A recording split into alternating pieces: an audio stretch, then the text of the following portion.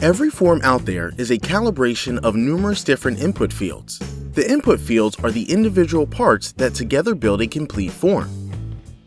Users can add fields following 4 different ways from 3 different places.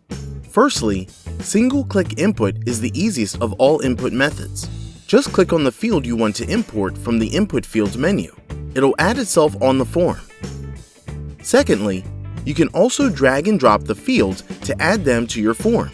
Grab the input field you need and drop it in exactly where you want it to be positioned on the form editor. And it's done! Thirdly, you can also add an input field clicking on the Form Builder point using the plus icon on an existing field in the form editor. Fourth and finally, you can search and add your desired field from the search field on the Input Fields menu.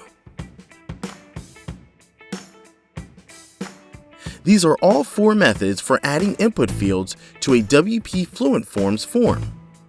But don't forget one thing, you must save your form after creating it. To save, click on the Save button on the top right corner. Now, copy the shortcode from the code field and paste it on the page where you want your form to be published.